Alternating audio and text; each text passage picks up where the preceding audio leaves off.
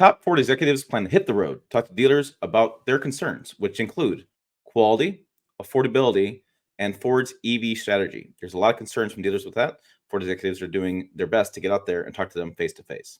Now, I'm going to talk about this story along with a bunch of other ones in this week's Truck News Recap. If you don't know about these series of videos, I go through what happened on the website, what happened in the videos. We talk about a variety of things.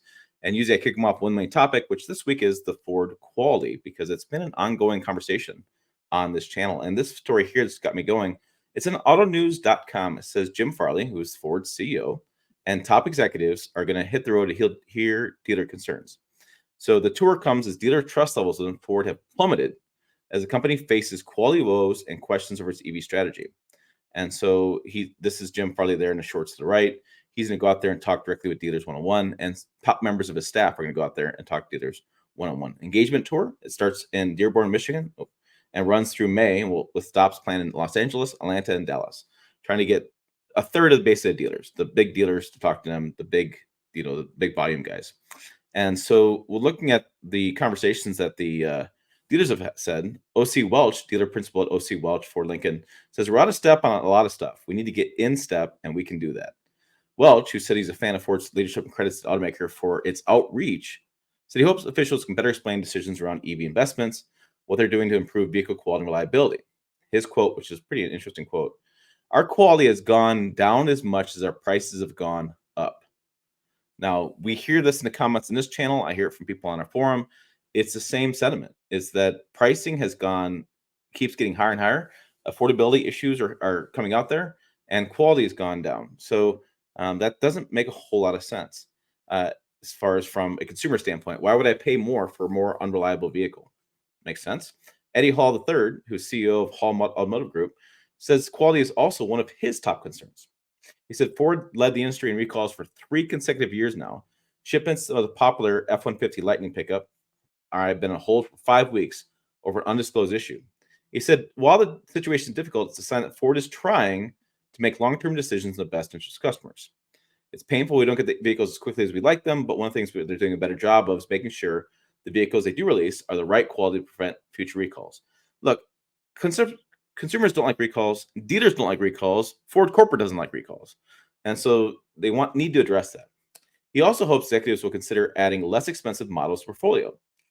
He says, I'm used to being a brand for the masses. He said, well, I think we have a phenomenal lineup. I still want to be able to sell vehicles to customers I've been selling to for so long. There is no affordable vehicle this day. Everything's gotten pretty high. What's interesting is the Ford Maverick is a pretty inexpensive truck. So I wonder if he's talking more about small cars, or he's talking about, the Ford Escape maybe getting a little bit cheaper.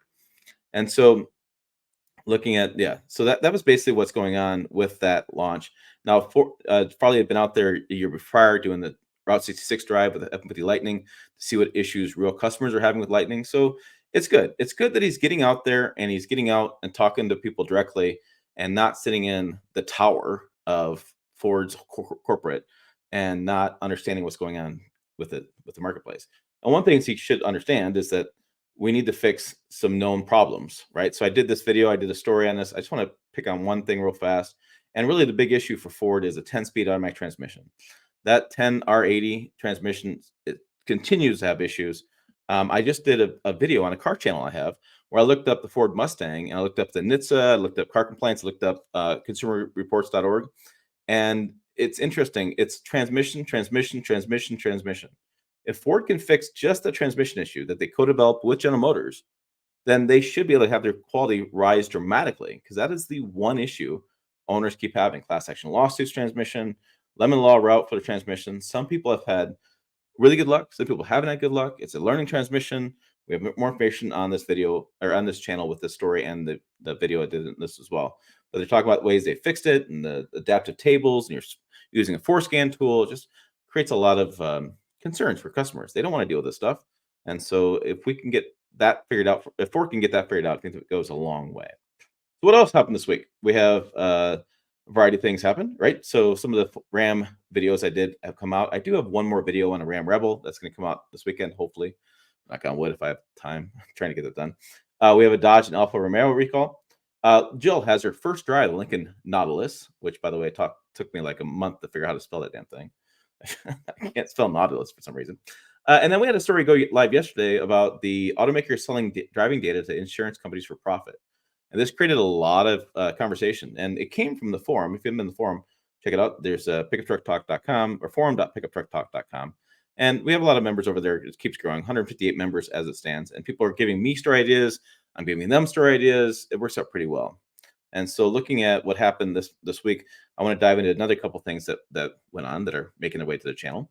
So I interviewed Alan, who is one of the basically the head guy at Stellantis over the Hurricane engine. Really interesting deep dive on stuff as far as how he sees things, why they use turbos, why they have a 3-liter, not a V8, why it's inline. A lot of interesting information. Plus, he brings up stuff like oil viscosity, how oil has changed over the years, and why that's making a big difference in engine performance. We have Jill talked about the Kia EV9 at night in her alleyway, which people thought was interesting because of the garbage cans. It's a Chicago alleyway. I did a video a day ago on Valvoline oil. There's a story that got sent to me. It's a post sent me at least 5 times, and it basically just talks about how Valvoline's modern engine oil is the fix. And people in the comments are still upset about that video because, and I will tell you the reason why is there's so many different theories and ideas and why carbon buildup happens, and people want to correct me on their theory. And I've heard it on Facebook. I've heard it in the comments. I put out the theory that what Valvoline said, the engineer Valvoline said, this is why carbon buildup happens. And I'm getting, people have different variations of that, which is fine. It just seems like there's not a real sure fix without adding port injection, having direct injection plus port injection plus the right oil, plus consistent oil changes, plus good use of gasoline, plus proper maintenance, maybe even adding a catch can if you live in a state that doesn't have emissions. So if you want to do all that work, because carbon buildup is a concern of yours, then have at it. I don't hear much about carbon buildup on the reliability reports. I hear more about it in forums and things than I do actually when I do research. And like I said, everybody's got opinions. Have your opinions. I'm not going to argue those at all because I'm not an engineer, not a mechanic, and it makes no sense for me to do that. We have the driving data being sold. So this was an interesting story. It's where OnStar's got a smart driver feature built into it. And if you use the app, that they're going to collect that data and they sell it through a third-party company called LexisNexis, and goes to, presumably LexisNexis could sell it to insurance companies, and they could look at your driving habits and presumably change your premium based on your driving habits. It's possible that that's where things are going. I don't have factual proof that's how stuff happened, but there was a story in New York Post about it. And then the crazy part is, and I've heard from another person on this channel in the comments, and my friends at gm-trucks.com had the problem where they opted out of that service and then they got opted in automatically without them knowing about it. That is the big issue. That's really concerning for a lot of people. So if you opted out, you're fine until you don't check it for a while, and all of a sudden you're opted in. That's not okay. So GM's got some work to do to get that, and then we're talking about other automakers could do the same thing. So there's a lot of being pushed back right now. It's a lot of putting a spotlight on that, just trying to get people to see it and understand it. What's interesting again is that people are mixed on this. Some people are okay with this, some people are not okay, and it's been interesting to read those comments.